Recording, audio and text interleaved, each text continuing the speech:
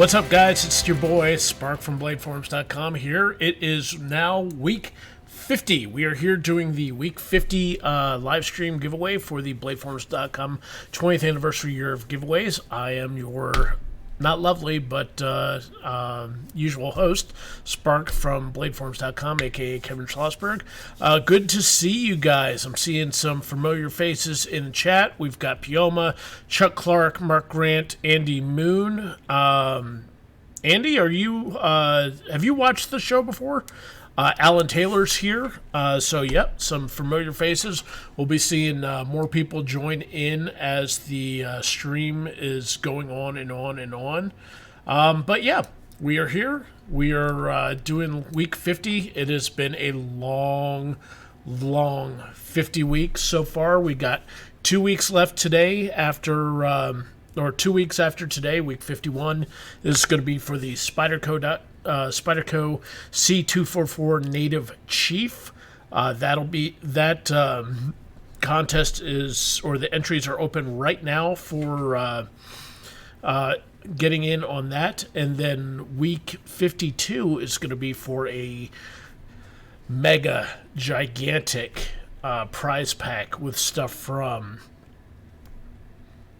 Cold Steel, stuff from Ontario, stuff from Kizer, stuff from there's going to be a bunch of stuff going in there. Another Kiradashi from Sobal Brothers. We're going to be giving away just a whole mess of goodies for the end, the wrap up of the year of giveaways. Someone's going to win a big prize pack because I'm tired of looking at all this stuff, and we might as well send it off with a bang. We've been doing this for 52 weeks, and yeah, someone is going to win. So let's see here. Iron Kid and Big Bad Goth are here. Congratulations on them managing not to slaughter each other for the past week or two of being actually legit engaged. I see that she has not yet taken advantage of the Irish support system that allows her to get help get rescued from her abuser. You know, there's still hope. Who knows? I mean, she's already had a kid with him, though, so there's probably no hope left. Let's see. Is everyone eligible for the last drawing? The last drawing is going to be open to everyone from week 25 and before who's won. So basically, no, not everyone is eligible. You got to do the if you've won in the last 26 weeks, then you don't get to do it, or you don't get to enter again. So that's how it goes. Okay, Andy Moon, MQQN on the forum. Yeah, I remember your username now. So yeah, this is Big Bad Goth won like week 24. Yeah, you guys have gotten way too much stuff. You guys don't get anything anymore. I'm tired of shipping stuff to Ireland, etc. Mark Grant, when people win stickers and patches and shirts, can they win a knife on the last day? Yeah, sure, why not? We'll reopen everything. Who knows? If you've won a sticker, when it comes to the grand prize, if you've won something previously, then we'll figure it out. We'll figure it out. I'll put on my thinking cap between now and next week, and we'll get something going on. So, what is this? December 15th. We are 2 weeks or 9 days out from Christmas. And it is what it is. We have various things going on. Steely Guns, Motorare for the Himalayan Imports Forum, apparently lives up in Evansville, Indiana, and he made a drive down here yesterday, so I got to see him for a few minutes. He wanted to come in and swing by and see what was going on here, so that was nice to see. And nothing really too entertaining going on in this neck of the woods. I've been trying to get stuff put together for the BladeForums.com coverage of SHOT Show 2020. And that's been a lot of fun. For those of you who did anybody in the channel actually watch any of the videos I put up for after SHOT Show last year? If you did, let me know in chat. But basically, I ran around SHOT Show last year with a little tiny GoPro camera, trying to get video of the various booths and new products and stuff like that. And the video was not horrible, but the audio was horrible. And from what I understand, people have done studies where watchers of videos will put up with a lot of stuff, but they will not put up with bad audio. So I'm trying to learn from the mistakes that I had last year. And this year, I've got my Canon 80D camera. Let's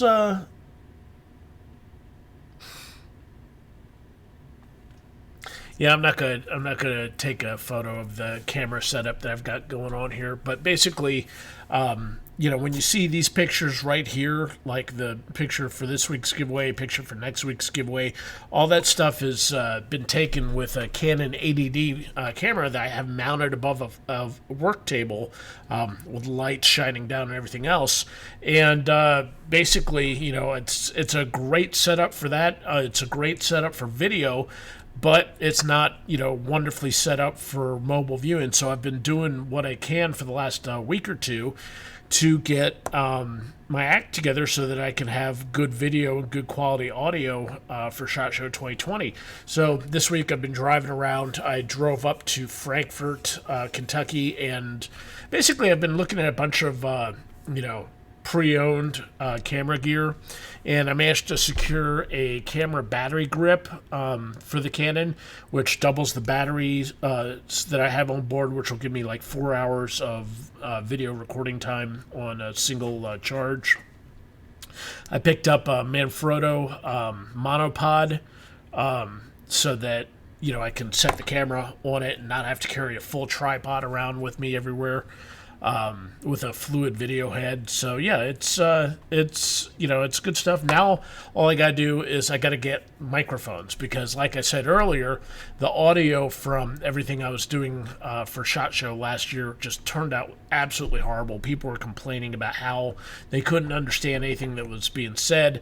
I spent a lot of time in Premiere Pro and Audition and stuff like that, and I had no idea what I'm doing with those.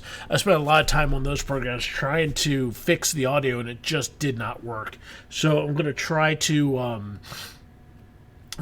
shortcut that this year by having a lavalier mic for myself and a lavalier mic for the person I'm recording, and an onboard camera mic that provides good audio, and hopefully I can sync up all three audio tracks and get out of that at least some kind of decent audio for the videos. And hopefully this year bladeforums.com has semi-competent video from the SHOT Show.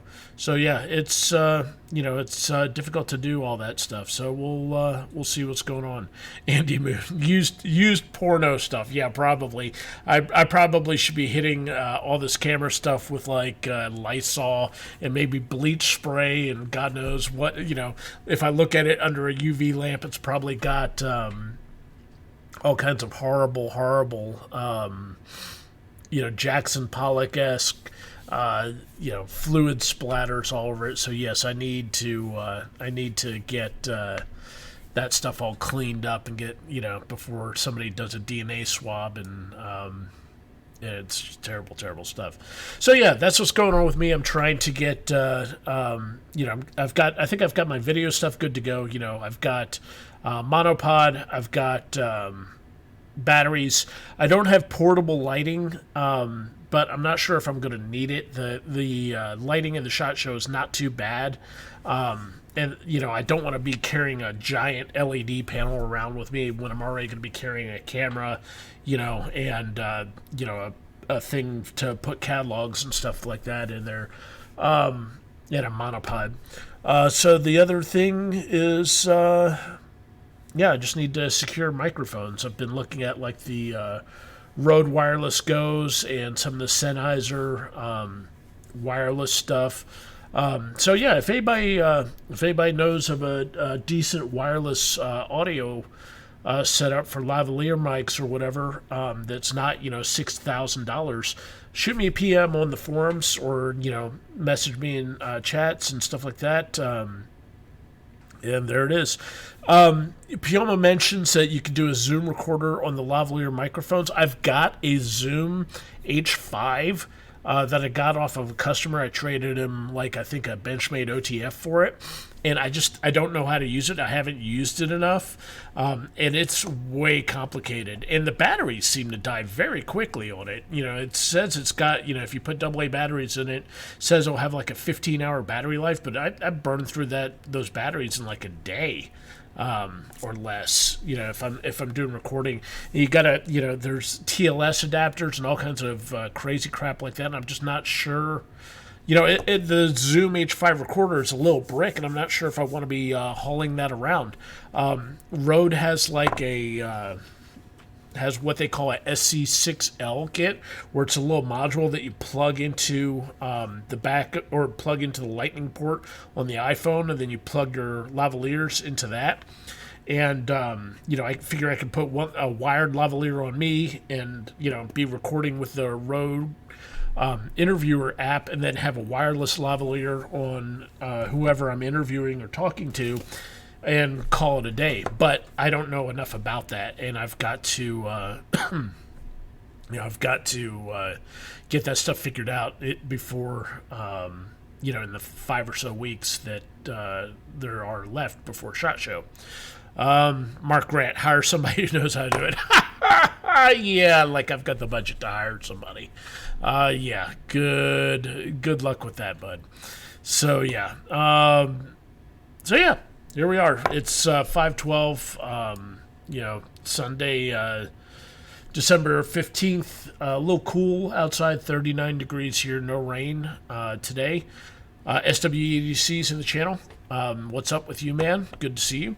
And is there anybody new in chat, or are we? Is anybody new in chat, or is everybody here a veteran? Well, regardless, let's talk about what's going on here. This is the BladeForums.com 20th anniversary for the year of giveaways, or BladeForums.com 20th anniversary. We're doing a year of giveaways, where basically I reached out to a whole bunch of manufacturers, Boker, Buck, Bussy, Kizer, Cold Steel, Spyderco, K-Bar, a bunch of people, and it's just a whole bunch of manufacturers responded and contributed stuff. We had stuff from Claudia Soberall. We got a bunch of stuff from Ontario. We got a bunch of stuff from various manufacturers, and it was enough to cover 52 weeks of giveaways. So we're doing year of giveaways.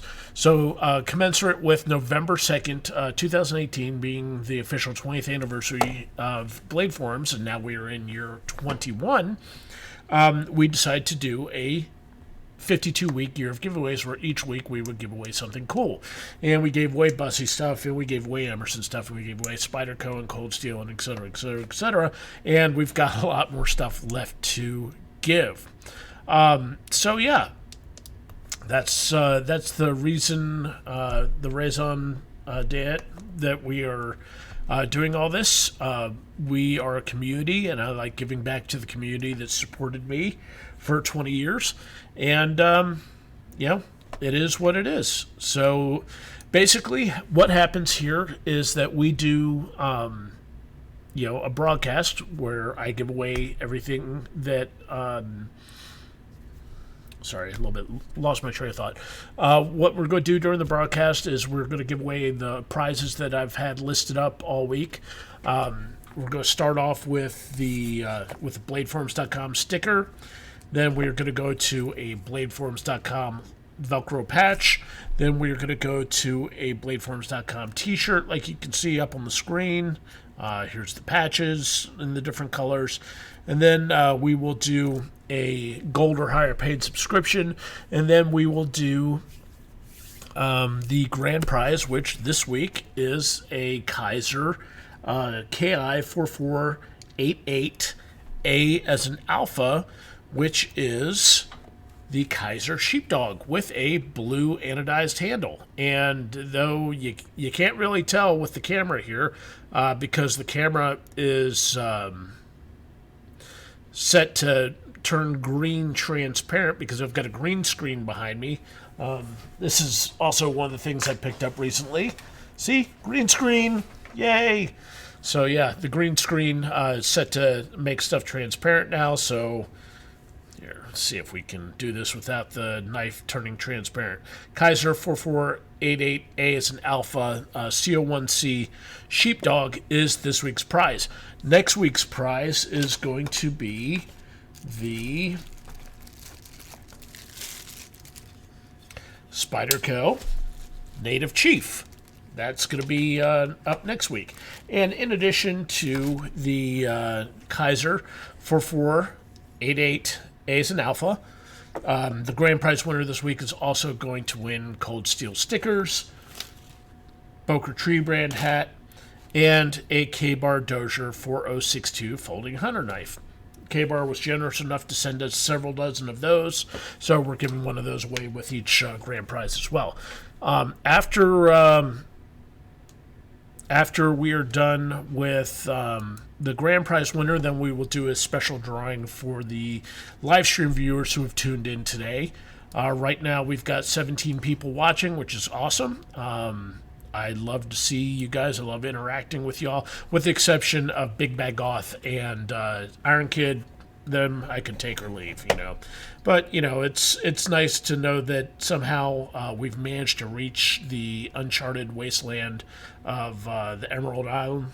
And who knows, maybe some of our American breeding and culture can bleed over to these godless heathens who, they're really like savages over there. So hopefully we can help culture them and bring them out of the Dark Ages. Yes. So yeah. And that's where we're at. So what we're going to do first is we're going to do the giveaway for the BladeForums.com sticker. The BladeForums.com sticker is not actually transparent here. This is just a reflection of the green screen behind me. It's filtering out portions of the BladeForums.com sticker for some reason. So I don't know why that's happening. I clearly do not have my green screen keyed correctly, and as a result, we're seeing that. Let me see here. Should I move the Spark Cam? Yeah, here we go. That's a little better. So yeah, that's where we're at. Let's see here if we can get things not so screwed up here. All right, there we go. Much better. So now we've got the Spark Cam in place. We've got that. So yeah, first thing up, we're going to give away the BladeForums.com sticker. So let's go to the giveaway thread. All right, so up on the screen here, you can see that we have the BladeForums.com giveaway thread, week 50 for the Kizer C01C Sheepdog Ki4488A. A is an alpha, and what happens here every week at Sunday at midnight, I get the thread open, and you guys post in there, and the very first post is post number 2, and then we look at post number, or the very last post, which in this case is post 314, and we go to random.org, and as you can see on the screen here, this is a random number generated, and I've put number 2 and number 314 for the first eligible post and the last eligible post. And when I hit, right, maybe I need to, come on, all right, there we go, make you guys motion sick. So yeah, basically when I hit the generate button here, if I can get the mouse over to the correct screen, when I hit the generate button here, it will pick a random number between 2 and 314. In this case, post number 257. So What we do now is we use the super high-tech solution. I write down the post number of 257. We go back to the giveaway thread. I find the appropriate post. Post number 257 is probably going to be on page 13. So let's go to page 13 here. As we wait for the stuff.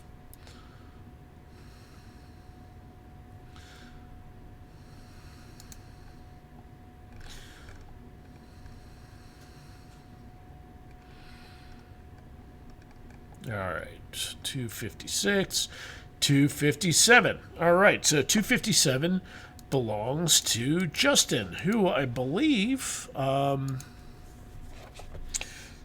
name looks familiar. I wonder if Justin has won something before. But yeah, Justin is a gold member. Justin's been a member since June 27th, 2012. He's posted 2,700 times on the forums, received 743 likes, and he's a gold member. So Justin gets the... let's see if I can fix that. There we go. So Justin gets the Bladeform sticker, and it's just that easy. Provided that you have... that you registered before November 2nd, 2000, provided that you registered before November 2nd, 2018, you are eligible for any of the non-grand prizes. If you registered after November 2nd, 2018, and you have a paid subscription of Basic, Gold, Platinum, Knife Maker, Dealer, whatever, then the registration date requirement's waived. And, you know, if you want to be eligible and you don't have paid subscription, you just have to send a letter to 8007 Vinecrest Avenue, Louisville, Kentucky, 40222, suite number 6, the bladeforms.com office. Unfortunately, nobody ever seems to want to spend the money on a stamp, so a lot of times people do not send letters, and their post number gets picked, and they just, you know, they miss out, so it is what it is. What am I seeing in chat? God Save Virginia. Oh, yeah, we got a lot to talk about with Virginia.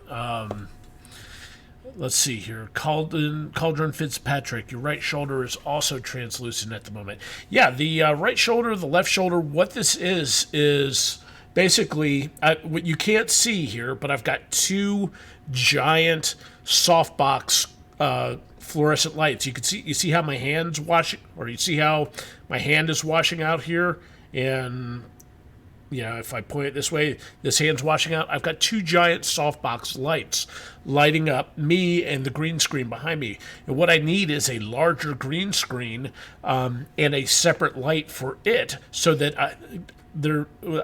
I don't get what's called splashback, where there's green coming from the screen reflecting onto me and causing me to go translucent. So yeah, that's why I am translucent.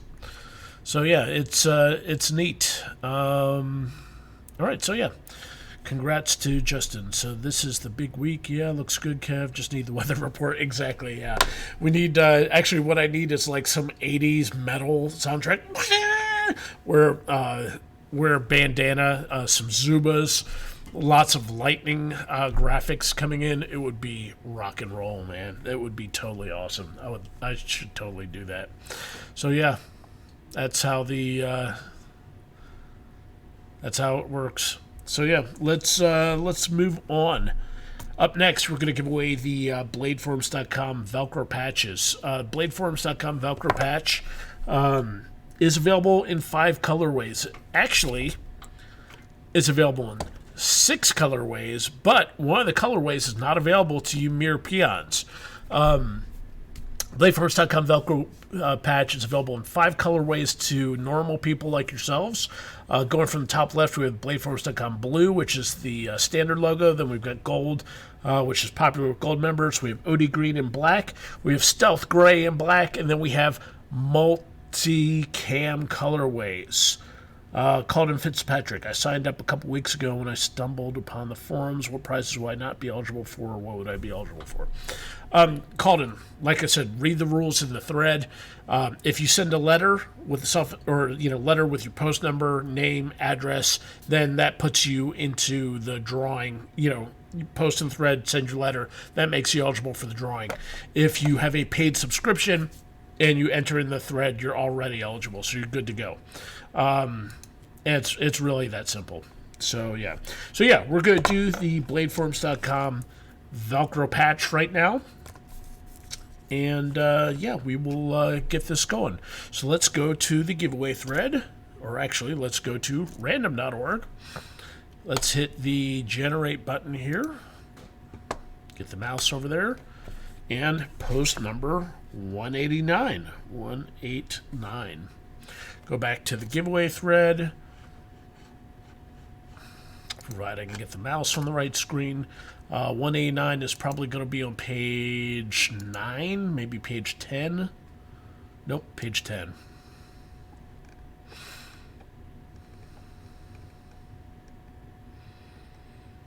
All right, post number 189 is Sick Puppy 1. And Sick Puppy 1 is a basic member, male, 64 years old, registered September 27th, 2018.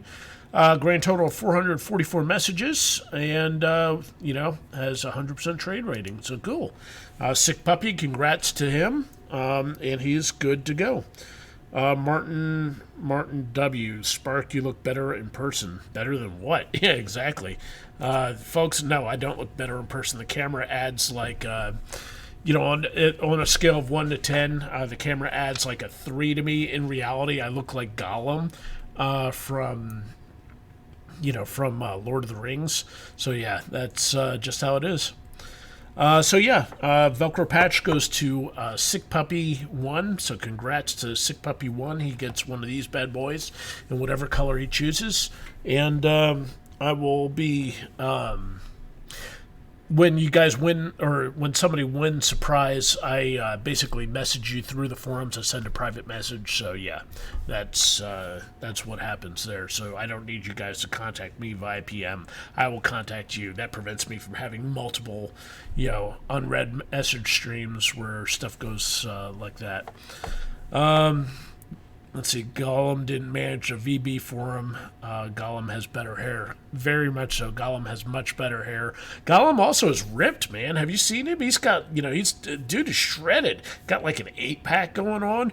Massive flexibility. It looks like it's a strict keto or pescatarian diet or something like that. Dude has really got that paleo lifestyle down. So yeah, Gollum is really in good shape. He's shredded. Dude living the dream of the caveman lifestyle. So up next, we are going to do the giveaway for the BladeForums.com logo t-shirt. Ordinarily, I would also show you the front of the t-shirt, but because I've got the green screen up, I can't point over my shoulder to show you where the t-shirt is hanging up. There's the t-shirt right there. You see the t-shirt? So yeah. So that's what the front of the t-shirt looks like. You got a logo on the front chest, logo on the back, across the shoulders. Free t-shirt, 100% cotton, heavyweight cotton Gildan, or either Hanes, BFT, or Gildan. Guaranteed to last for at least a year or so, depending on how vigorous your lifestyle is. So let's see here. Let's go to the giveaway thread, or actually let's go to random.org. Let's generate a winner. Post number 18 is allegedly the winner. So let's go to the giveaway thread. Post number 18 is going to be on page 1. Is the t-shirt made of 8CR MOV? No. If the t-shirt was made of 8CR MOV, then it probably wouldn't wash as well, but it'd be more rugged. Rat Finkenstein. Finkenstein.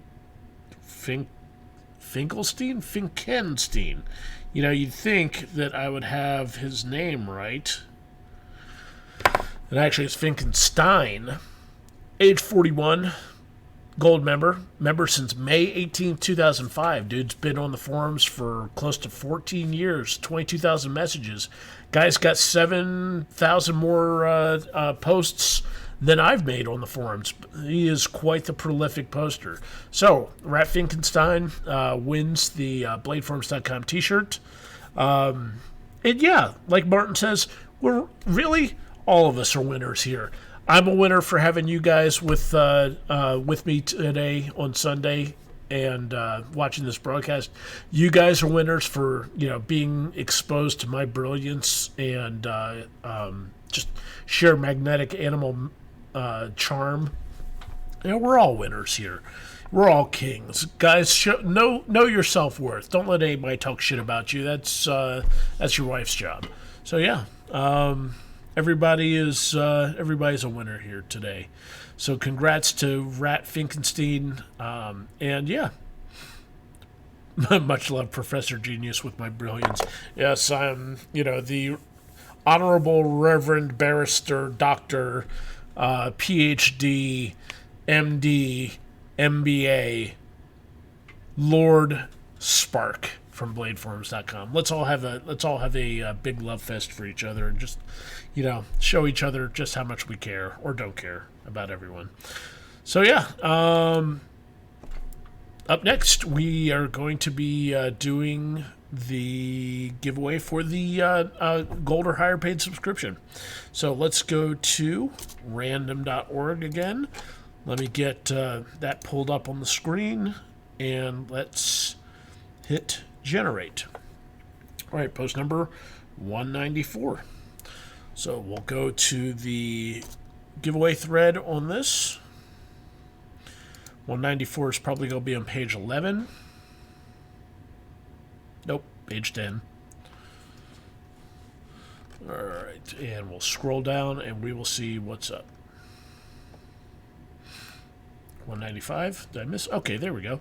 194. ST D as in Delta, K as in Kilo wins the membership extension. So what I'll do is I'll get him. Actually, what I'm going to do is I'm going to upgrade him to a gold membership from a basic membership, and extend it out so that he's got a year of gold.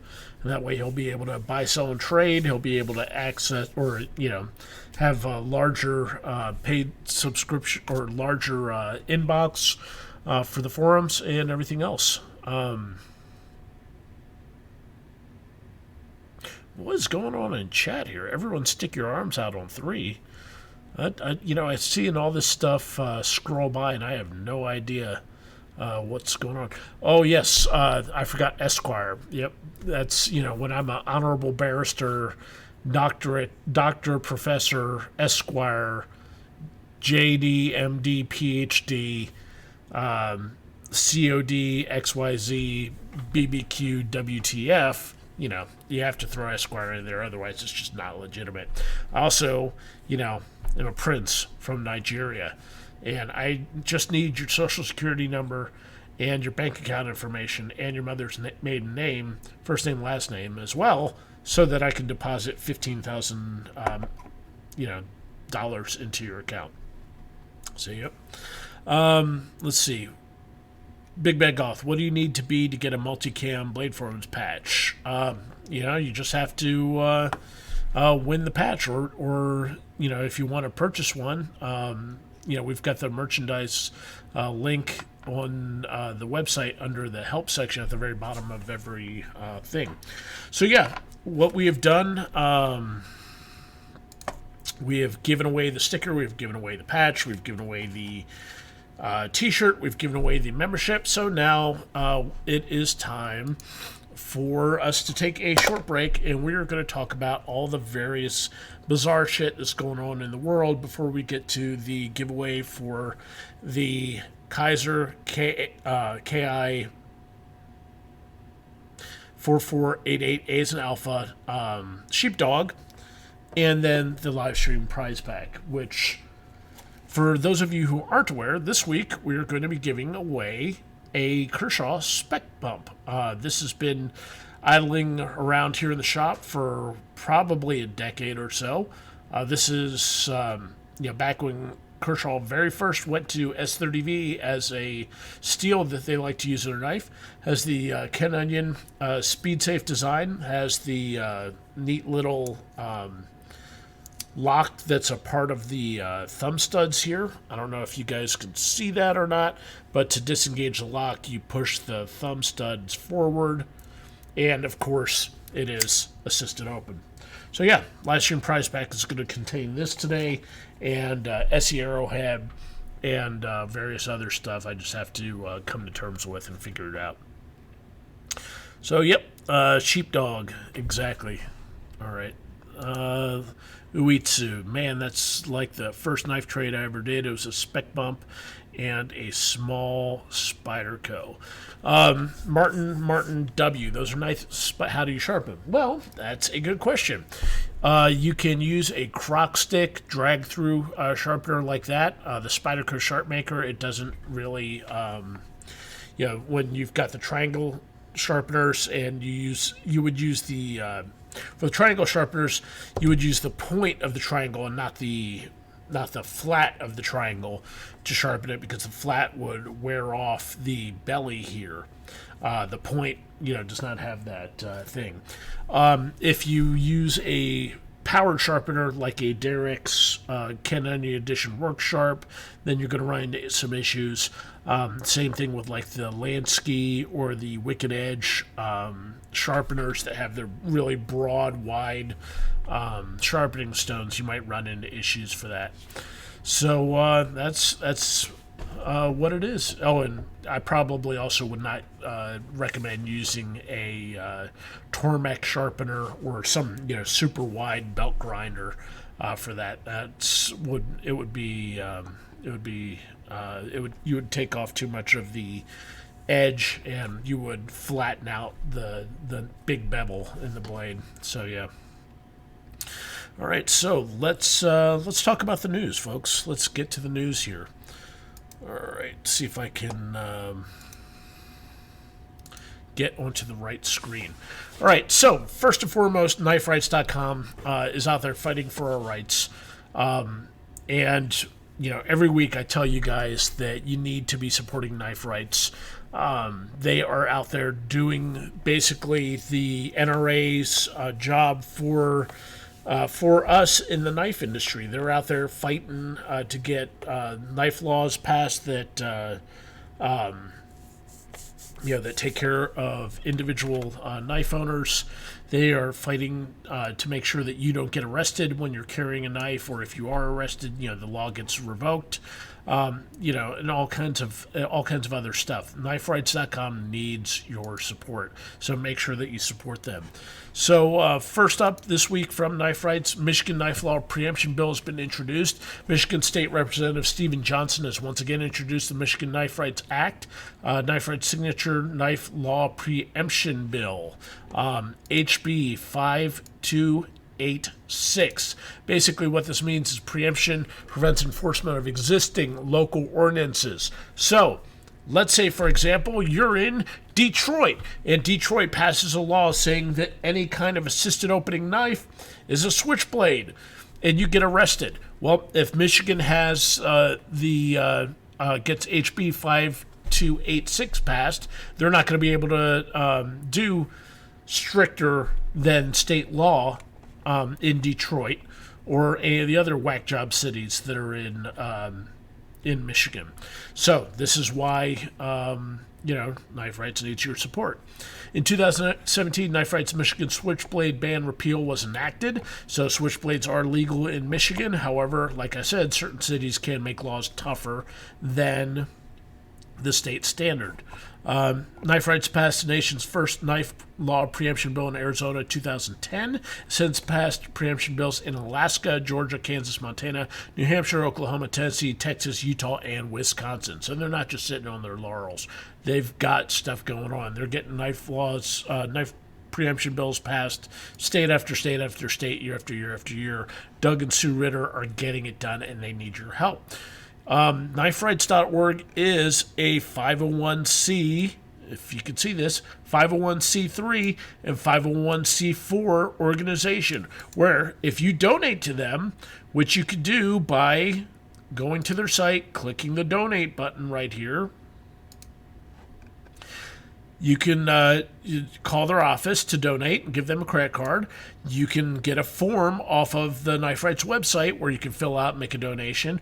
Or you can donate online with a credit card or PayPal, or set up a monthly recurring donation with PayPal. Very simple. If you don't feel like doing that, or if you have already maxed out your tax-deductible donations, another way you can do it is by going to smile.amazon.com. You see this? Smile.amazon.com. If you use Amazon.com a lot, which I do not, but other people apparently swear by it, a portion of your purchase can be set to go to Knife Rights. As you can see here, I am supporting the Knife Rights Foundation Incorporated. Granted, I have only, I don't shop at Amazon a lot, so only $4.72 of my purchases have gone to them. But from what I understand, this year they've gotten somewhere between $12,000 and $15,000 from people buying at smile.amazon.com. So if you are buying from Amazon.com already, go to smile.amazon.com, and a portion of your purchase goes to Knife Rights. No brainer. Do it. So yeah, that's where we're at there. What am I seeing in chat? It's going to buy 350. How about Michigan ballot songs? If I want to carry my Benjamin 42 or Benjamin 85, am I going to go to prison? That is something that you need to ask your lawyer, my dude. I am not a lawyer. I cannot tell you what current Michigan laws are. But, if state preemption passes in Michigan, then then you don't have to worry about all that. So help Knife Rights, and if you go to Michigan and their state preemption laws are covered and ballot songs are legal or switchblades are legal, then you don't have to worry about it. But more than that, the best idea for not getting arrested for carrying an illegal knife is don't draw attention to yourself. How many guys in chat here? How many of you all in chat know who Chris Rock, the comedian, is? Chris Rock used to have a TV show called The Chris Rock Show, and one of his sketches on the TV show was how not to get your ass beat by the police, where he gave a list of 10 ways of how you should act. Basically, he went down a list of things not to do if you don't want to get your ass beat by the police. But basically, long and short, it's don't draw attention to yourself. And if you do draw attention to yourself, be polite. If you are going down, if you are in the northbound lane of I-65 going south at 120 miles an hour, shooting machine guns out the window, you got 3 underage illegal alien kids in the back seat making a porno movie, and when you get forced off the road, the cops find a meth lab and explosives in your trunk after they're done, after they're done with you because you came out of the car swinging. They're going to find a reason to go through your pockets and look to arrest you. If you are going about your business, going to O'Charlie's or Applebee's or whatever, you're just driving around, chances are they're not going to search your pockets. Your mileage may vary depending on where you live. But for most of the people out there, the cops don't want to go through your pockets, and they got better things to do. So yeah, turn that shit down. Shut the fuck up. Bring a white friend. Don't be with a crazy woman. All those things. Don't draw attention to yourself. Don't be rude. Patience, politeness. Oh my God. I tell this to my kids constantly. Being polite, being kind does not cost you a goddamn thing, and it can get you out of some of the most expensive, horrendous, life-changing experiences known to man. If you're polite, if you are kind to people, even if they are assholes, people that have an ounce of power and they've got bad stuff going on in their lives, if they can ruin your life in a heartbeat if they have the chance just because they're feeling bad this morning. When that cop comes up to your car, you have no idea what's going on in his life. He could be at the end of a 12-hour shift His wife is cheating on him with the mailman. His girlfriend is cheating on him with his wife. The dog is ran off. His boss is giving him extra shifts this weekend, and he's got an IA review. He could take out all that on you. So, do you want to start a fight with the guy that has a pistol and is empowered to, by the state to murder your ass if he feels like his life is in danger? Or do you want to be polite, eat a little bit of the shit sandwich, and go about your day without, having your family having to pay for a funeral? Difficult choice. So, yeah. Let's see. Up next here. Let's see what else we got. All right. So, let's look at the news. NAS Pensacola. NAS Pensacola last week was the site of a terrorist shooting where a visiting Saudi Arabian flight student decided to have a dinner party the night before, showing videos of mass shootings, and then went on to base the next day and shot a bunch of Navy personnel, flight students, etc., etc., etc. So basically, the Navy instructor pilots are telling the top brass, arm us. This is a no-brainer, folks. If these people, these people are basically, they've summed it up. It's so stupid that on a military base, the shooter was allowed to roam free for so long. In a gunfight, that's an eternity. The pilots, like others interviewed by Fox News, did not want his name used because he was not authorized to speak to the media. And, you talk shit about the brass, you're going to get your career killed. Two pilots said the Saudi shooter had 10 minutes to carry out his deadly assault. 10 minutes in a gunfight is a long time. Another one saying, I have zero confidence the guy I had to show my ID card at the gate could save me.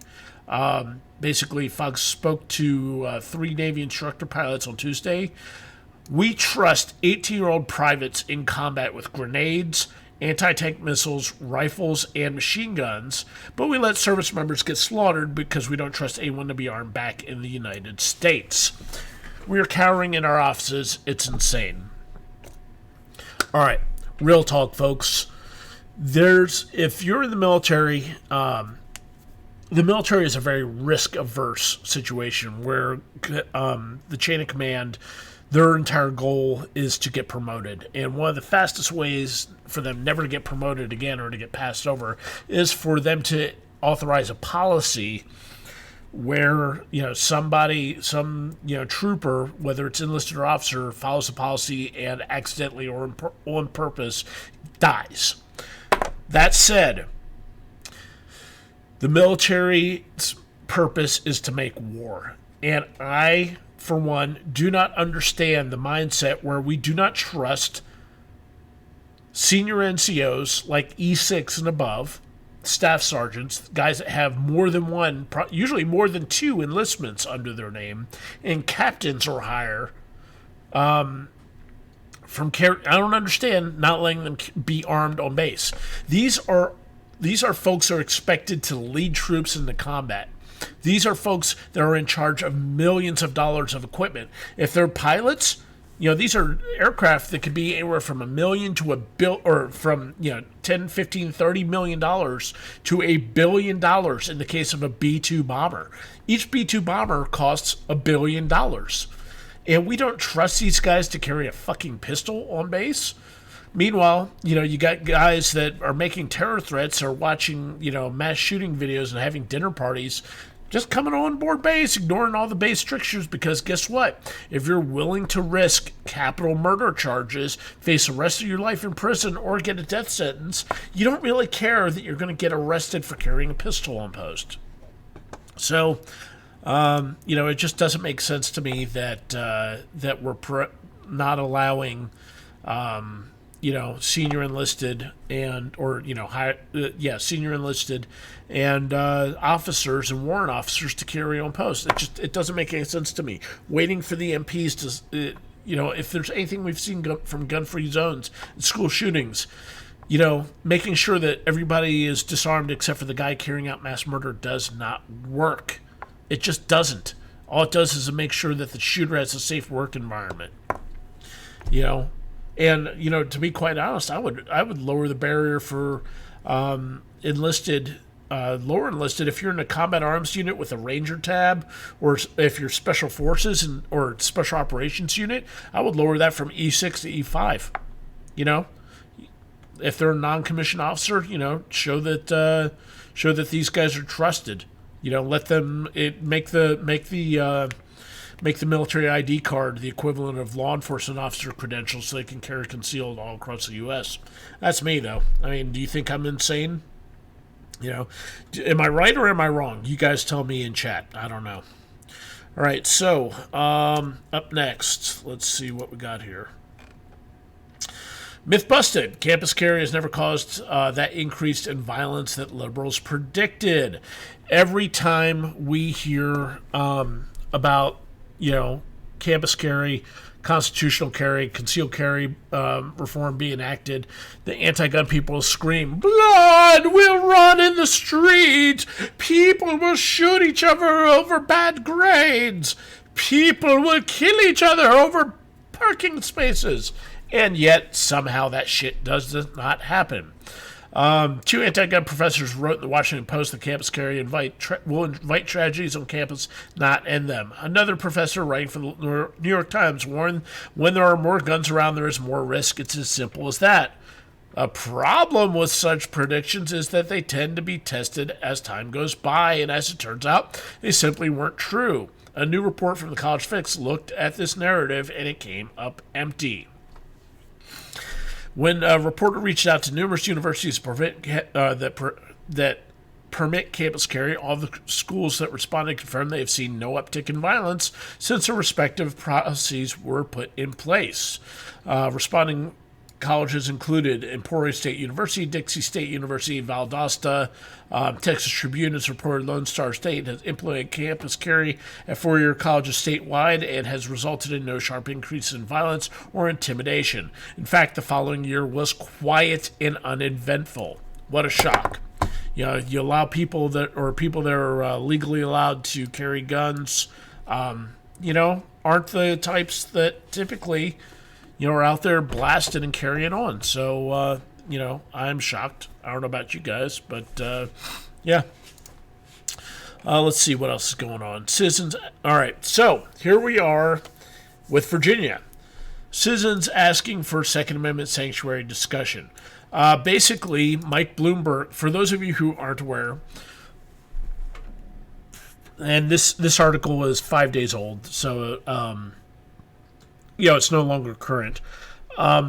Mike Bloomberg targeted a bunch of people, or targeted a bunch of vulnerable politicians in the Virginia Commonwealth elections back in November, and he got enough people. He basically spent like $2 million in the state targeting these vulnerable politicians, and he was able to flip the Virginia House and Senate, making it Democrat controlled for the first time in something like 40 years.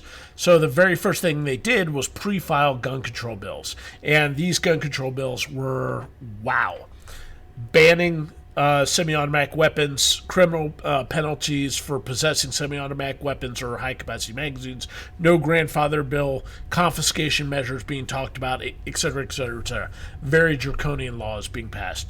So, and this was like instant. The second that the election results came in, everybody was talking about that. So, Virginia citizens took notice, and they started going to their county boards and setting up Second Amendment sanctuaries where they said, we're not going to comply with these gun control laws that are coming down.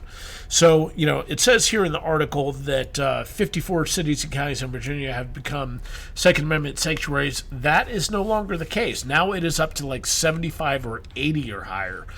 Virginia Citizens Defense League has done a lot of work at getting this issue out in front of people.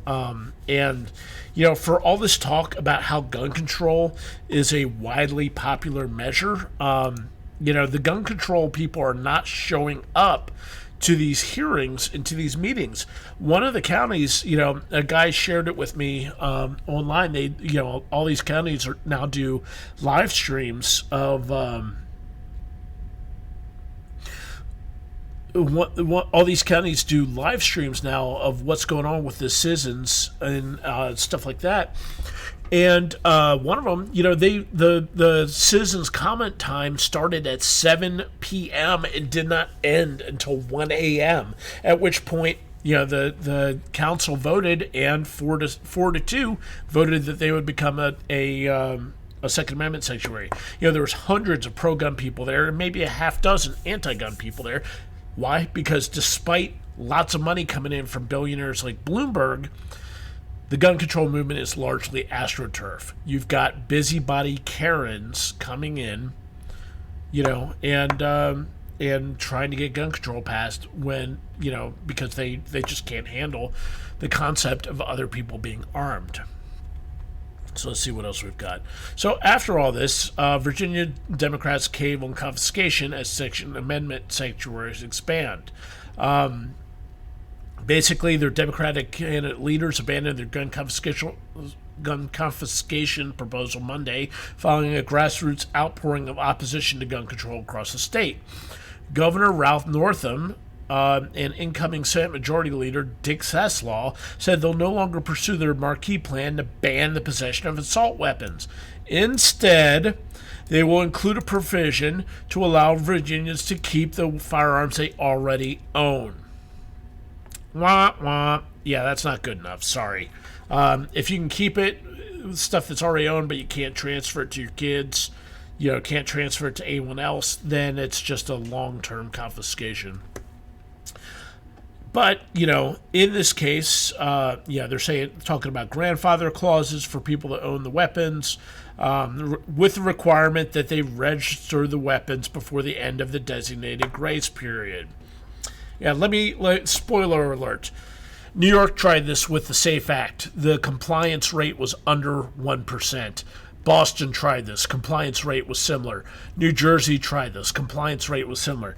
You know why? Because California required assault weapons to be registered back in the 80s and 90s, and then they turned around under Roberti Ruse, and they used that registration list to confiscate them. Same thing with New York under the SAFE Act. They made people register their weapons, and then the people that had them registered were sent letters saying that you must turn them in, destroy them, or ship them out of state.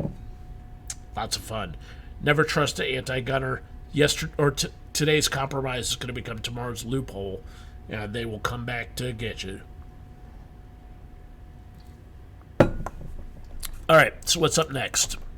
After, saying all this, register your AR-15 or hand it over to the government, there's also... Northam was also saying there will be consequences for Second Amendment counties and sheriffs. And, this has been kind of interesting because some of the,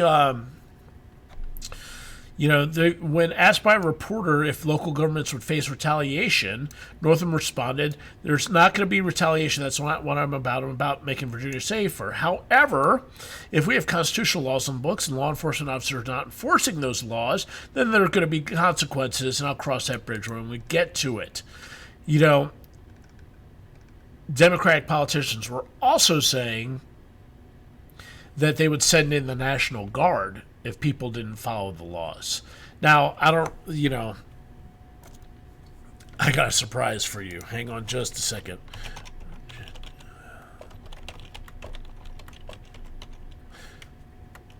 Yeah, the Virginia National Guard is also the same place that produced this fella, who took a M1 or M577 tank, or not tank, armored personnel carrier. Not really an armored personnel carrier. It's a command and control vehicle.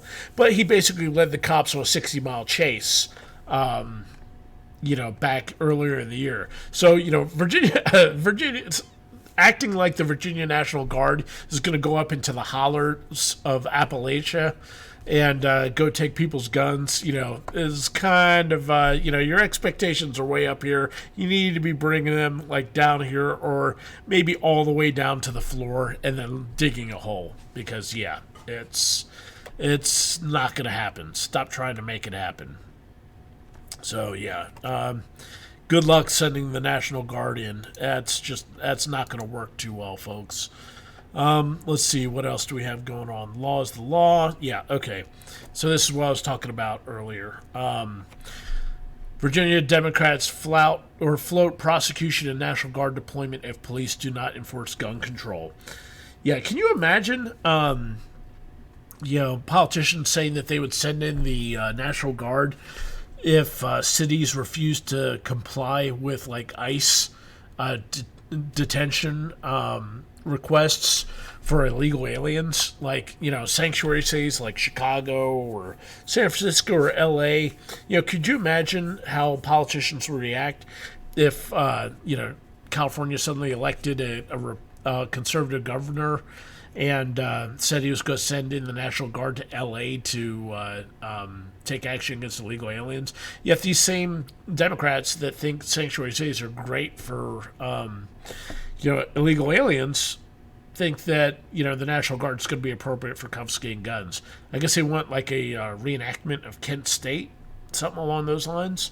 Not cool. So yeah, that's not going to work out too well. And one other thing that's come up recently, this law already exists in Virginia law, but apparently they're making some changes to it. Based off of the reaction from law enforcement, saying that they're not going to comply with gun control orders, where they're saying that any public safety employee, doesn't mean of the Commonwealth, they mean any public safety employee who, in concert with two or such other persons for the purpose of obstructing, impeding, or suspending any activity or operation of its employing agency, strikes or willfully refuses to perform the duties of his employment shall, by such action, be deemed to have terminated his employment and shall be ineligible for employment or any position for the next 12 months by the Commonwealth or a county, city, town, blah, blah, blah. So basically, legislators are saying, if you don't comply with our gun control schemes, then under state law, we're going to have you fired, and we'll send in the National Guard to replace you. Good luck. All right, up next, Bloomberg. It's been Bloomberg threw his hat into the Democratic presidential campaign a couple weeks back. He's fumbled his facts, laws, and gun control policy rollout. Basically, he doesn't know what he's talking about. He's bankrolled gun control movement for decades, starting with Mayors Against Illegal Guns and then Moms Demand Action in every town and various other groups, March for Our Lives, etc. He's got the Bloomberg Center for Health, which puts out anti-gun studies. He's partnered with Columbia to do gun control talking points. He's set up the Trace, which is a journalism operation that's designed to generate news factoids and talking point articles for friendly media outlets like Rolling Stone, Vice Magazine, The Root, etc. So despite spending all this money, he doesn't know what's going on. He's endorsing universal background checks. He wants the expanded definition of it. He wants an expanded definition of domestic abusers, where basically if you went out on a date with somebody, not if you were actually, in a relationship with them, but if you went out on a date with somebody and she says that, you slapped her around, whether or not that happened, that's going to be enough to have your firearms taken away. And he also wants a 48-hour waiting period on all gun purchases, despite California having such a thing and no study showing that it's effective. And, of course, red flag laws because, after all, nobody deserves due punishment. He also wants a system of government-issued permits for firearms, saying it would allow authorities to screen applicants for dangerous behavior, and claim the current system has no way of stopping people from getting a gun when they're minor, or when they have a criminal record, or have psychiatric problems. Only problem with this is that it's not true. If you got a criminal record when you buy a gun, from a dealer on the 4473, you fill it out, you put your information in there, they do the instant background check with the FBI, and that returns whether or not you've got a criminal record. It's, if you've been involuntarily committed, shows up on the 4473 background check. If you're a minor, you have to show ID. You have to show your ID when you go buy a gun from a dealer. So basically, he doesn't know what he's talking about. He also thinks that machine guns apparently are for sale over the counter at a gun dealer, and there's not any thing. But what's really worrisome is this this idea that we need permits to exercise constitutional rights. The thing is that, we require people to register to vote, but, we don't charge them a fee. That's, poll taxes. That's, we don't require testing. That's literacy tests. That's stuff from Jim Crow. That's stuff from Jim Crow era, post-Civil War, Reconstruction era, slavery, right after Civil War, post-slavery times, where, sorry, folks, I've got a little thing hanging down here. Slavery times where, people were trying to deprive minorities from being able to vote and exercise their constitutional rights and stuff like that. And the very first, real federal or organized gun control in this country was the black codes that prevented, freed African Americans, former slaves, from owning arms. And the whole reason behind that was so that they would be targets of the KKK. And, Mike Bloomberg wants to see that shit happen again. So it's very, very, very troublesome. In other news, California now requires background checks for ammunition. And surprise, people trying to get the background checks done, they're not able to get they're not able to purchase ammo. This guy, Zachary Berg, usually buys guns and ammo with relative ease. After all, he's a Sutter County sheriff's deputy, and he needs it for his job. California's stringent gun laws usually don't apply to him, but he couldn't buy shotgun shells.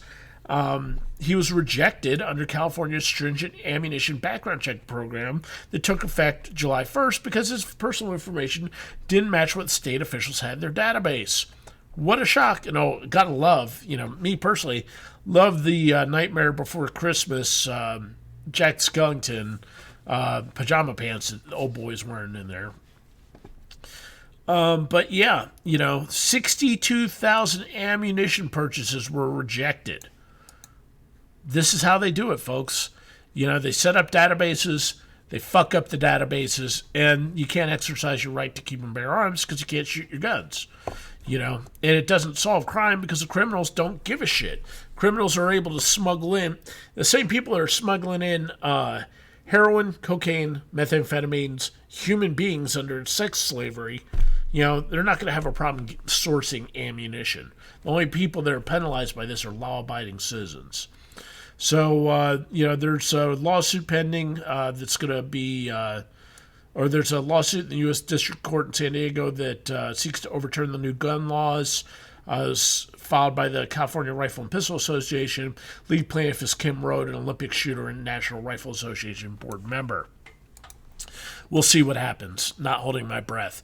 Hopefully, a couple of cases under SCOTUS or under the Supreme Court going on right now with like the New York State Pistol Rifle Association and others will help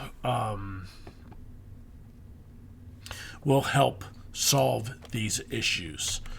Let's see here. What else is going on? Mass shootings renew interest in more Washington state gun safety measures. What else is new? This is in the last 4 years, AR-15s were used in 2 mass shootings in Muckalito and Burlington. Wow. 2 whole cases in 4 years. Gosh, this is a dire emergency to get these things banned. It's the same shit. Just gin up an emergency and take away people's rights, and then they never have them come back again. So, yeah, this is kind of humorous. Judge discovers... Oh, God, always touch the wrong screen. Judge discovers gun safety groups don't actually offer gun safety classes. So a Colorado judge, hoping to avoid a plea deal that required a defendant to attend an NRA-certified gun safety program, has learned that for all the talk about gun safety from gun control advocates, it turns out they don't actually offer gun safety classes. Surprise! Giffords, no gun safety classes. Moms Demand Action, no gun safety classes.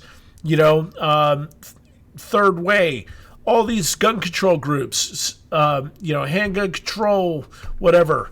They don't offer gun safety classes despite billing themselves as gun safety organizations. You know why? Because they're not gun safety organizations. They're gun banning organizations, and that's all they want to do. So, basically, there was an accidental shooting. Finnegan Daly died after being shot with a handgun owned by his roommate. Coleman Carver pleaded guilty to a charge of tampering with evidence in exchange for a 2-year deferred sentence and a requirement that he attend a firearms safety course. But the prosecutors weren't able to find a non-NRA affiliated gun safety course. Judge Susan Blanco, overseeing the case, also had some difficulty accepting the fact that the NRA was going to be involved in a way with the required safety course. Is there anyone else that he can complete a firearm safety course so we're not giving money to the NRA out of respect to the victim's family? Basically, the victim's family said any money given to the NRA surrounding the death of Finnegan is intolerable, and abusive. Well, guess what? NRA is the only game in town out there, and they're the only organization that tries to teach people how to handle firearms safely. And I'm sorry your kid died. It sucks. It sucks that your child died. It's not the NRA's fault. It's your kid's schmuck friend's fault. So, that's where we're at with that. What else is new? Sorry, not sorry. Oh, yeah, this is brilliant. So New Zealand, after the Christchurch shootings earlier, or last year or this year, basically they had a government-mandated buyback program and have a database of firearms owners going on, and the police database was breached. And the information that was accessible had names, addresses, firearms license numbers, and bank account details. Wow. So, the database was established shortly after the government announced a ban on certain firearms and accessories along with mandatory buyback.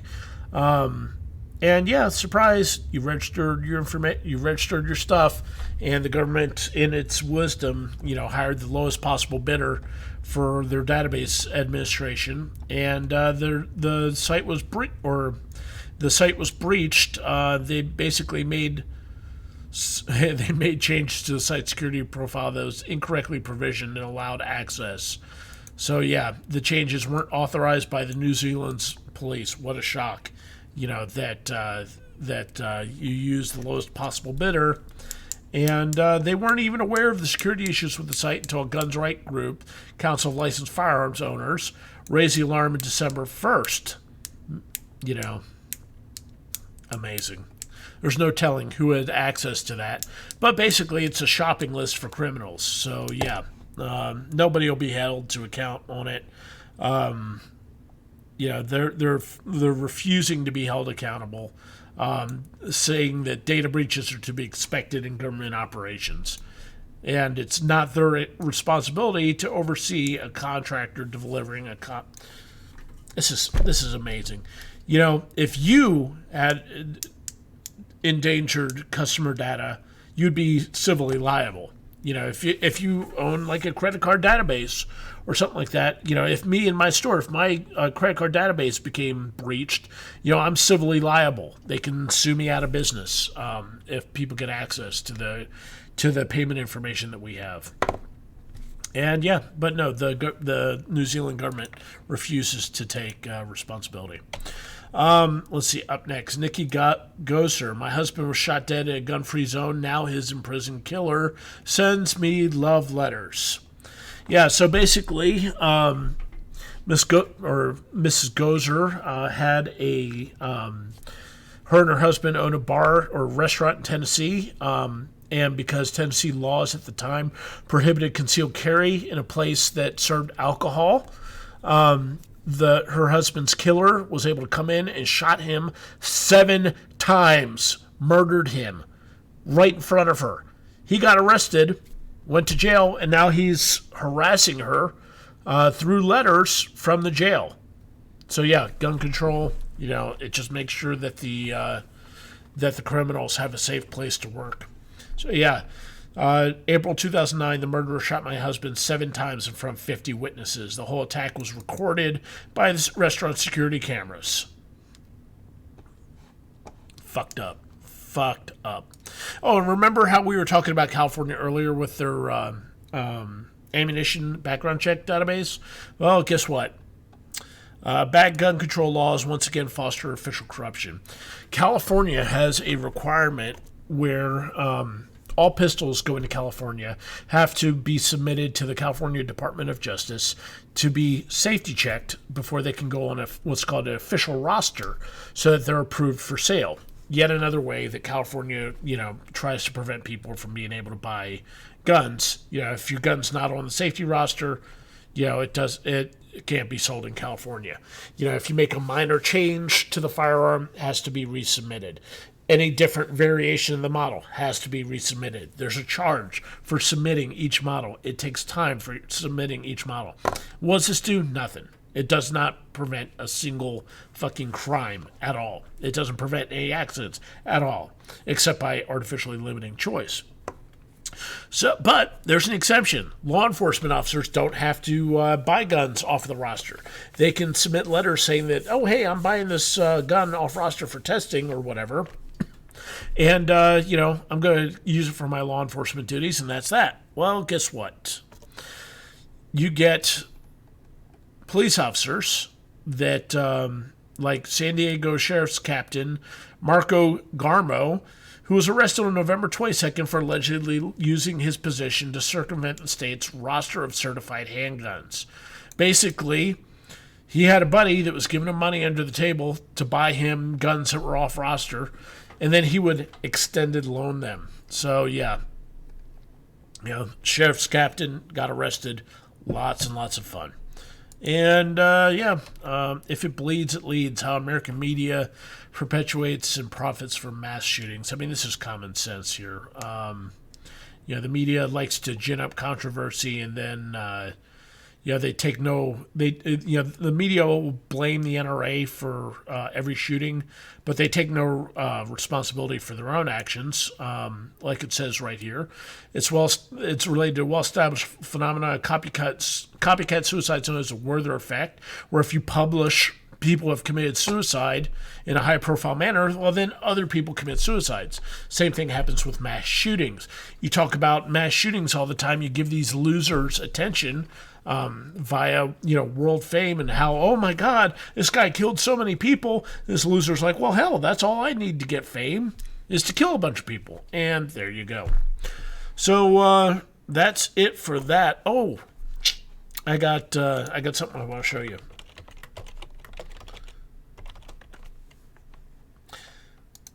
You want to see something interesting?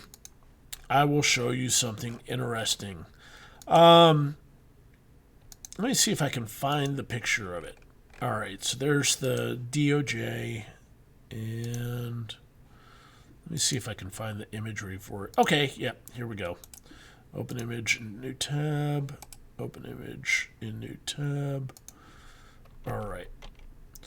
So, one of the things we hear over and over again is that if we just pass strong enough federal laws, then criminals won't be able to get guns.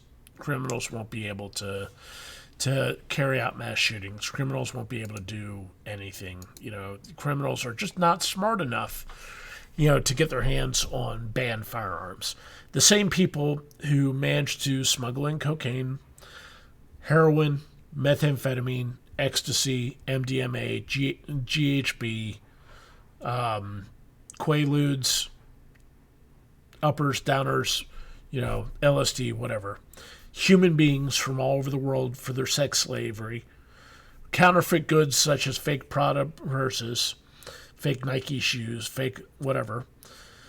They're just not capable of sourcing firearms. Firearms are different. Firearms are special. These people, there's no way they could get anything like this. What is this? What is that right there? Why, that is a M134D minigun. That's right.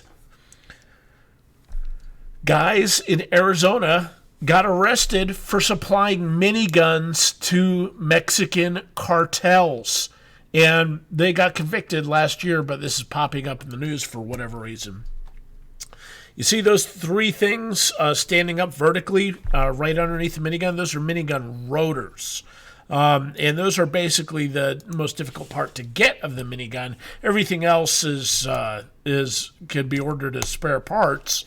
But the rotors there are the most, these rotors here are the most difficult thing to get a hold of.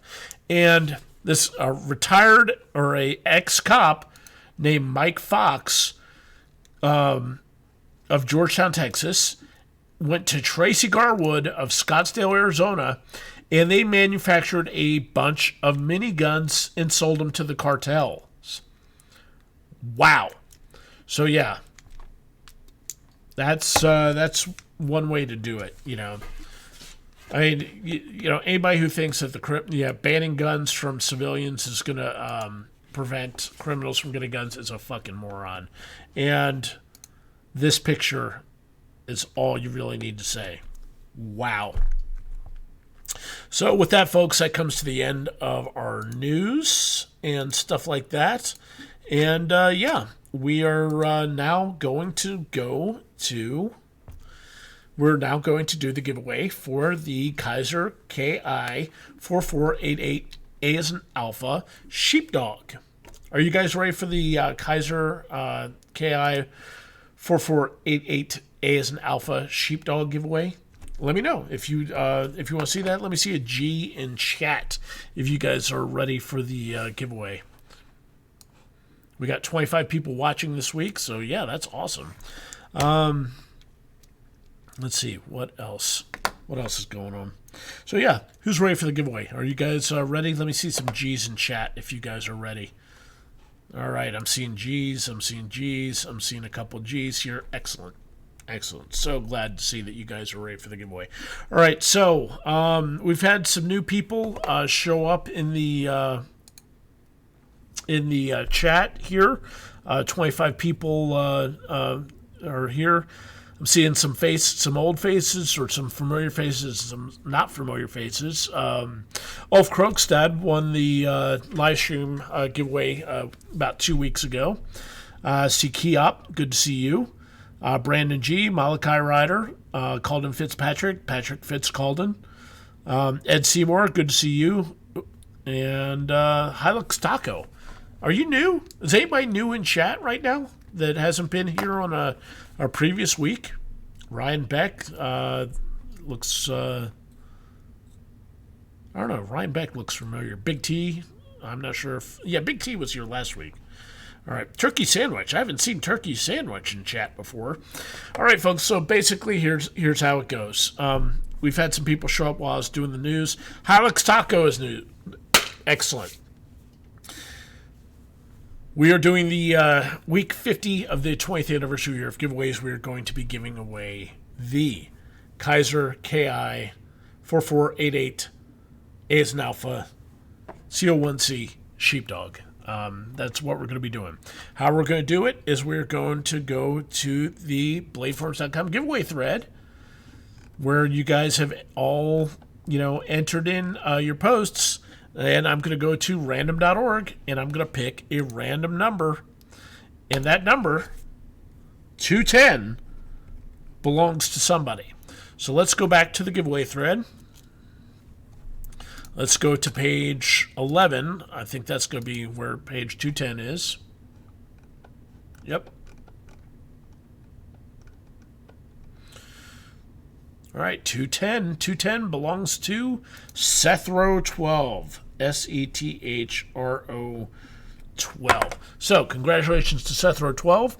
Member since February 24th, 2019. So, you see that, folks? Member since February 24th, 2019.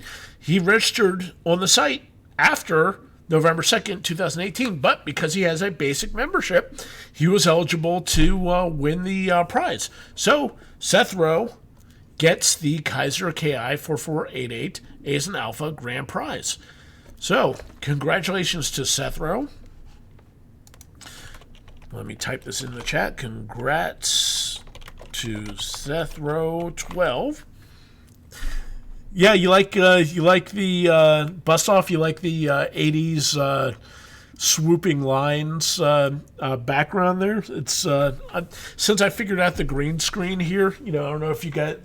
For those of you who aren't aware, got a green screen behind me, and since I figured that out, it's so much more fun.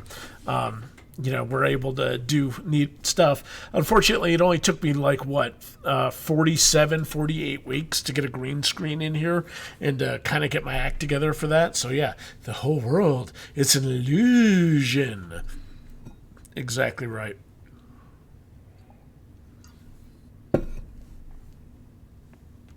So now we're at the part of the giveaway where we're going to give away this week's live stream prize, the Kershaw Spec Pump G10 handle, CPMS 30V blade assisted opening, old school.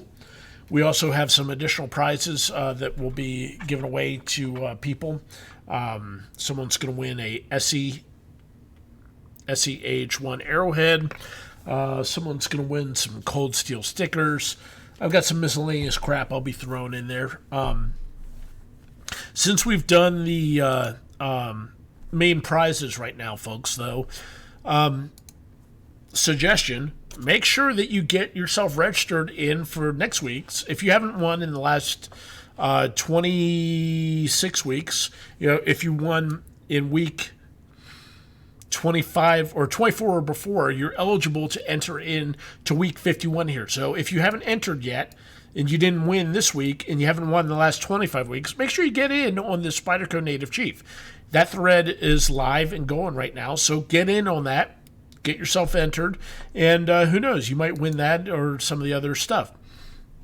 So I'm out of. I've been trying to eat healthier for the last week or so. I've been trying to, eat less carbs and less processed garbage. I've been eating, some organic food, having eggs and uncured, unprocessed ham and some salsa and stuff like that for lunch, and just trying to eat a little bit better.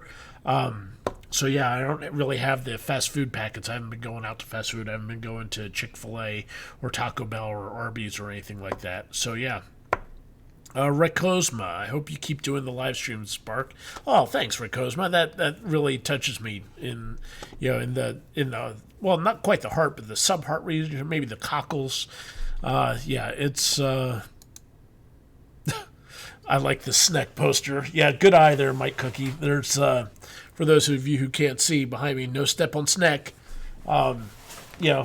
The modern meme-ified version of "Don't Tread on Me" from the Gadsden flag. Which week is going to be the crazy week with a bunch of giveaways? Week 52. Yes, week 52 is going to be. Week 52 is going to be a crazy week of giveaways. Actually, let me pull down the screen for a second. Let's see. All right, so week 52 is going to have an Ontario Chimera, Sabo Brothers Kirdashi, Becker 4, Becker 15, Kizer Megatherium, Spyderco Tenacious, Cold Steel shirt, t-shirt, a Work Sharp hat, Buck Bantam, probably another Himalayan Imports kukri. Just a big prize pack. So, if anybody's won, be looking forward to that, because that is going to be a big batch of stuff that somebody is going to be winning. Somebody asked if I'm going to keep doing broadcasts afterwards. Yeah, I'll probably do broadcasts on Saturdays instead of Sundays. Where I'll talk for an hour, because it's actually nice to have a day off instead of working 7 days a week. So it is what it is. Let's see. Bust off. I'm sorry, Spark. What are you sorry for? I have no idea. So it is what it is. So yeah, now we're at the portion of the giveaways where we do the live stream giveaways. So, who is ready to do the live stream giveaway. If you're ready to do the live stream giveaway, you know, let's see a G in chat. Of course, for some reason, Wheel of Names is not working. Oh, man, no. Please, Wheel of Names, respond. Wheelofnames.com is... let's see if we can do this. Let's see if we can get Wheel of Names to pull up. There we go. All right, Wheel of Names, here we go. So if you guys are ready to do the live stream giveaway, as you can see here, this is last week's entries, and now it's cleared out. So you can hear the music. You have until the music stops to get your to get your bladeforums.com username in the chat window to my left, your all's right there. So get those usernames in, and you will watch me put them into the thing.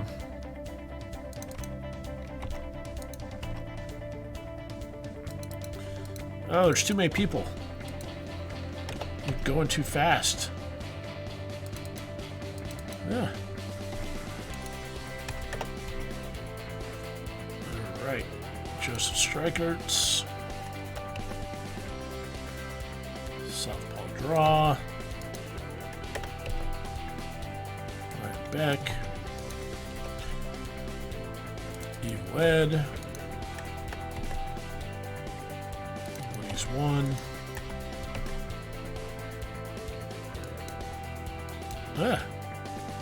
SWEDC. Uitsu, I have no idea if you're eligible or not. Go look on the in the questions comments thread on bladeforums.com and tell me when you won, because right now I just don't have the time. I'm busy copying and pasting usernames here. Big T is here. All right. Big T missed the drawing last week. Cauldron. Big T, is your username Big T or Big Fatty T? Well, regardless, I've already got it in here twice, so good to go. Mr. Cookie. Marcus Bear. All right, February 25th. Uitsu, if you won in February 25th, then you're good to go. And February 25th was like week 8 or week 9. Yeah, so yeah, that was a long time ago. So yeah, Uitsu, what's your Bladeforms username? If it's Uitsu, then you're good to go. I've got you entered in here. That's a lot of small slices. All right, we got a minute 20 left to get your usernames in here. A minute 20 left. Dwight Doucet. Dwight Doucet is in chat. Hey guys. All right, so check this out. Dwight Doucet came in to the One Stop Knife Shop store yesterday with his daughters, and he likes to let his daughters pick, what knife he wants to buy. And he had a choice between a knife from, let's see. Yep, terrible odds this week. Sorry about that. All right, so yeah, I can't pick it up. But anyways, Dwight was choosing between a custom knife from a guy named knife maker named Ken Steyer and a Benchmade Autocrat, and he gave his girls the money for it. And we couldn't, I was like, man, what are we gonna do here? Because your dad's gonna know what knife he's getting for Christmas. Just by the change that he gets back. But fortunately, we were able to figure it out. After the girls picked the knife he wanted, we put the change in the box that the knife went in. So he has absolutely no idea what knife he's getting for Christmas, and I think he's going to be happy either way. But yeah, it's awesome. All right, any alibis? Anyone you're not on the list? Malachi Ryder, B-Rab. All right, any alibis? Any names? Anyone not in the not on the list? Malachi Ryder, I got you already.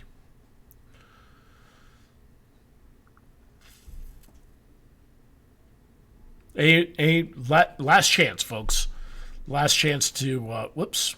Let's try to get that back here. Last chance to get a username on the list. No?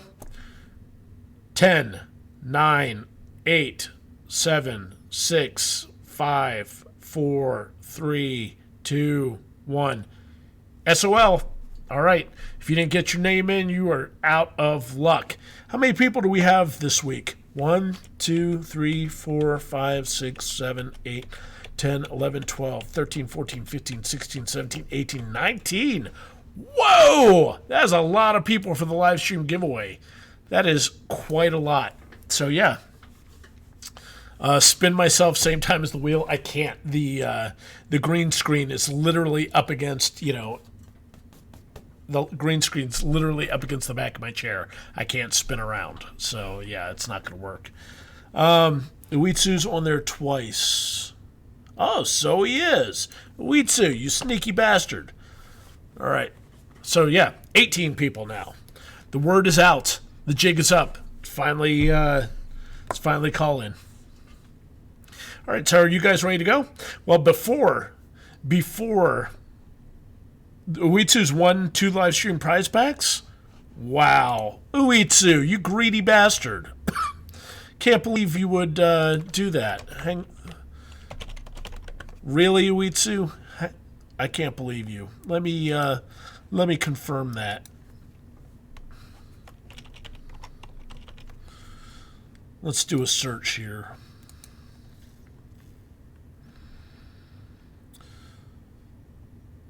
Uitsu.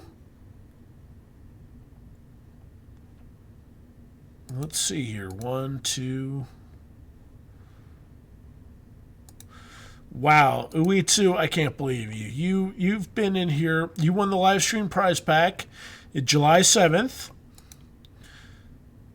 You won a BFC sticker July 14th. And then you won the live stream prize pack again in February. So, Uitsu, you've won the live stream prize pack twice. You're disqualified. Sorry, bud. Yeah, you won it back in July.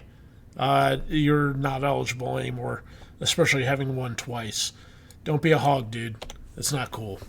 Banned. Yeah, I'm gonna ban you. Iron Kid's not allowed because we don't allow the Irish.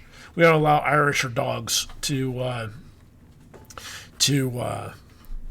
enter into the contests. No, I mean, here, Uitsu, I'll show you. Hang on just a second. Search results query Uitsu. Give me a second here. Giveaway thread. All right. See, live stream prize pack, July 7th, 2019. Uitsu. You won it back in July. That's like December or July, August, September, October, November, December. That's like not even 5 months ago you won it. So, yeah. I mean, dude, I don't make the rules. Oh, wait, I do make the rules. So, yeah. Yeah, I didn't realize that you had won twice. That's why I rely on you guys to be honest and keep up on it. So, yeah.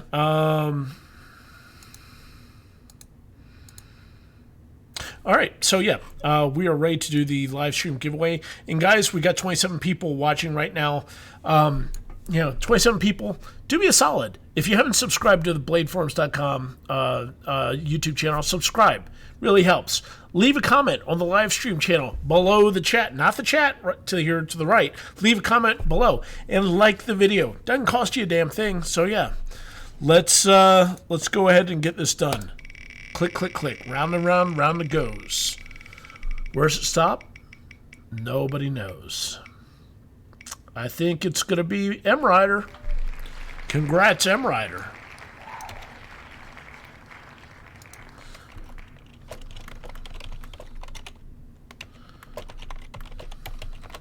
All right, so there we go. M Rider wins the live stream prize pack. Congratulations to him. And that wraps it up for the week 50 live stream prize, or week 50 live stream giveaway and drawing. Congrats to everybody who won. Thank you guys very much for tuning in. I know you guys are really quickly going to be leaving the channel now, but again, like, comment, and subscribe on the video. If you do win something in the things, make sure you post a picture of it on the in the forums showing what you won. You know, we're sending all this stuff out to you guys free of charge, and it helps show the other people. To wrap up, thank you guys once again for tuning in with me for the past hour and 40 minutes. Wow.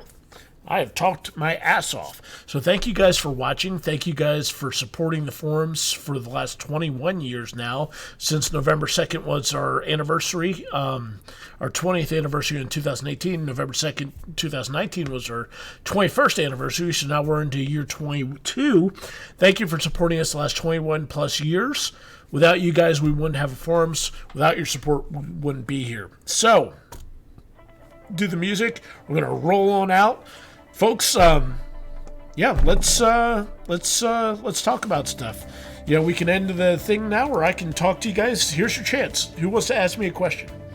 Ask a question, and I can't promise I won't lie to you, but I'll answer it to the best of my ability. Yeah, do you guys like the news segments? Yeah, do you guys like me doing the news wrap-ups and talking about what? Brandon G, he's saying that I don't look quite as fat this week. The thing is that I trimmed my beard and mustache this morning. When my beard and mustache are puffing out, it makes me look like I weigh about 25 pounds heavier than I am. So, you know, I trimmed it down and made my face slim down. So, yeah, we'll see. We'll see what happens. What is the worst knife that I own? I had a gas station knife that I had for a long time. I think the current worst knife that I have is one of the first knives that I had. It's a Cold Steel SRK, old school model from the 90s when I was in the military. It's on my old TA-50 web gear, rusted to fuck. You know, it's been beaten on all day long. Doesn't have an edge on it anymore. But I keep it around because it reminds me of my military service. What's my EDC? Good question. My everyday carry is a Chris Reeve Sebenza. This is a old Chris Reeve Sebenza. This is the line drive CGG pattern. I got this back in 1998. BladeForums.com members actually bought it for me. You guys contributed to the getting me a Sebenza for my birthday, I think back in 98. So yeah, what's my favorite color and why? What's behind me, folks? What color? Blue, blue, blue. What color are my eyes? Look into my eyes here. You see that? Blue. I like blue. I'm blue, I'm blue, I'm blue, I'm blue. Need Spark Cam shirts. That's a possibility, who knows? I'm thinking about doing up some Velcro patches. Well, I mean, probably not. I've got, you know, hundreds of these things left, so I may not. But I'm thinking, well, you know, Brandon G, yeah, always a Sebenza. For a lot of years, I carried the Microtech Scarab here. But the problem is, last year, or earlier this year, I broke one of the springs in it, and now it doesn't open reliably anymore, because for 15 years or so I carried it, and it, you know, it's gotten wet. I use it camping and stuff like that, and it breaks. It just broke down. Ed Seymour, if that worked, my favorite color would be Bloodshort. Okay, cool. Let's see. Yep, people are fleeing the channel. Show us that buoy again.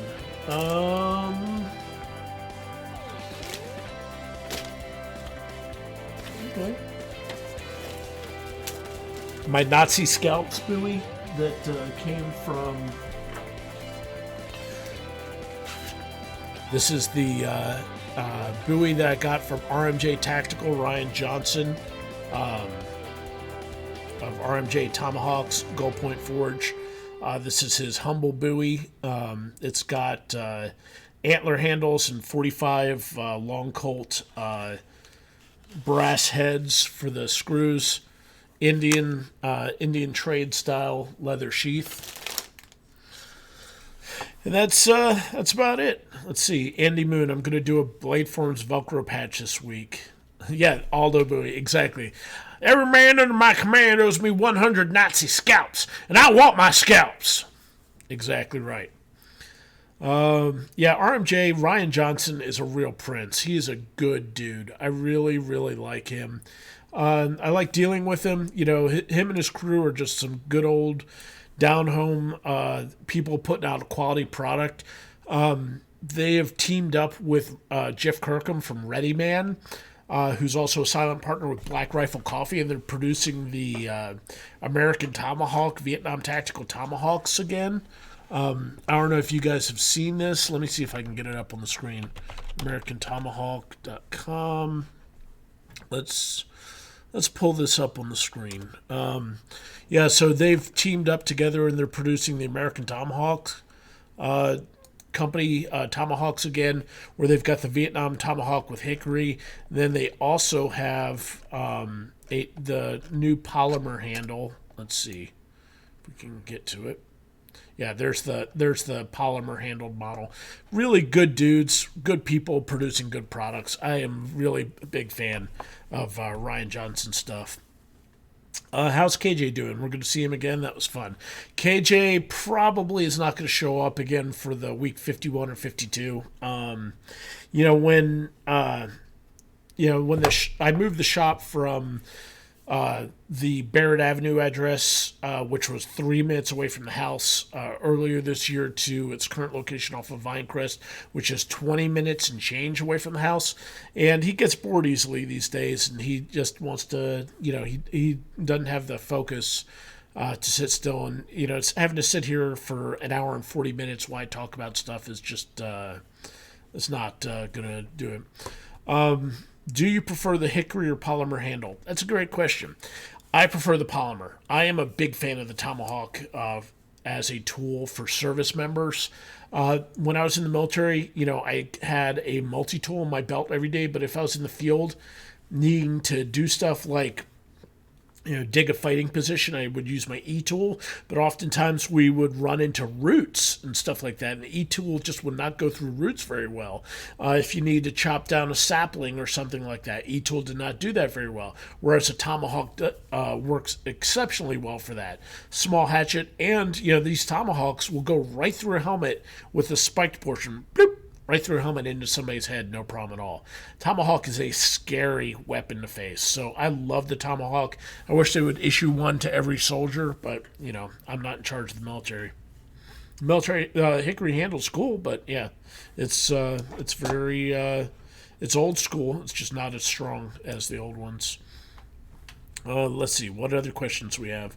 Would you do a live stream communicating using only interpretive dance from Big Bad Goth? Maybe for my premium chat members, it's only $5.99 a minute. My Patreon supporters who support me, I would totally be a cam whore for them. It would only be like 30 seconds, but hey, I would be a cam whore for y'all. Otherwise, though, e-tools are far better than civilian wannabes. 6 of one, half dozen of another.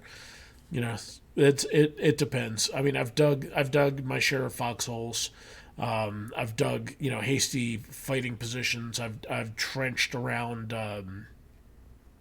tents, and I think that the e-tool works for most people, but having Tomahawk, a Tomahawk comes in a lot more handy than, say, a bayonet in most instances. We had to carry a freaking bayonet, e-tool, 40-pound rucksack, special equipment, demo, ammo. When we were jumping out of planes, we had the parachutes, helmet, water, food, batteries. I was a radio operator, so I carried a Stingar's radio. All that stuff weighs. I would much rather have had a Tomahawk that I could actually use than a bayonet that didn't work worth a shit. So, I guess that's about it. Losing people, only 12 people watching now. So I guess let's wrap it up, folks. Got a question here, NUS or IF? What is... Oh, no, I never served in the IDF. I'm an American. I may be Jewish, but I'd never served for overseas military. Now, that said, I have been to Israel 3 times. I had my bar mitzvah over in Israel. But, no, I never served in the IDF. So, yeah, super secret late giveaway time. So, yeah, one lucky person is going to get a really foul private message from me. It could be you all.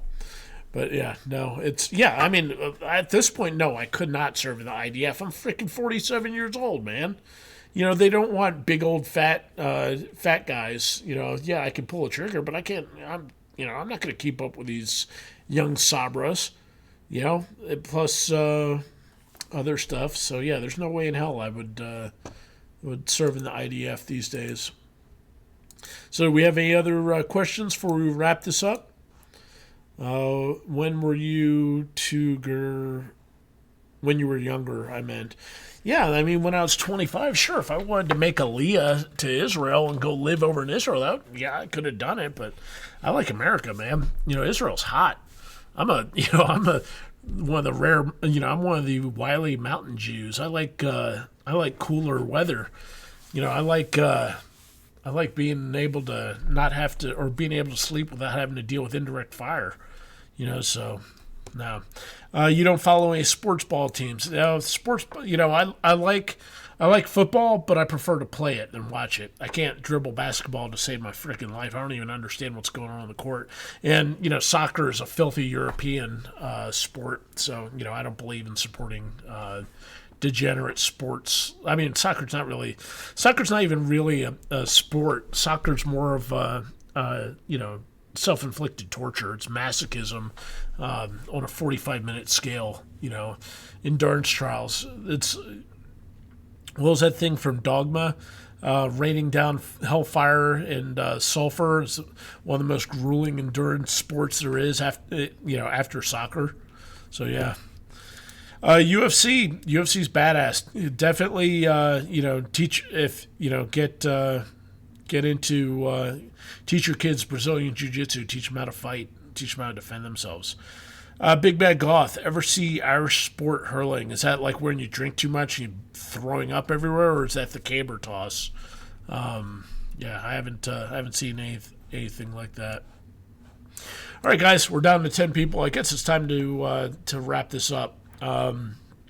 Once again, thanks for tuning in. Hope you guys have a fantastic rest of the weekend. Christmas, Hanukkah are both coming up. Just saying, if you guys want to send me,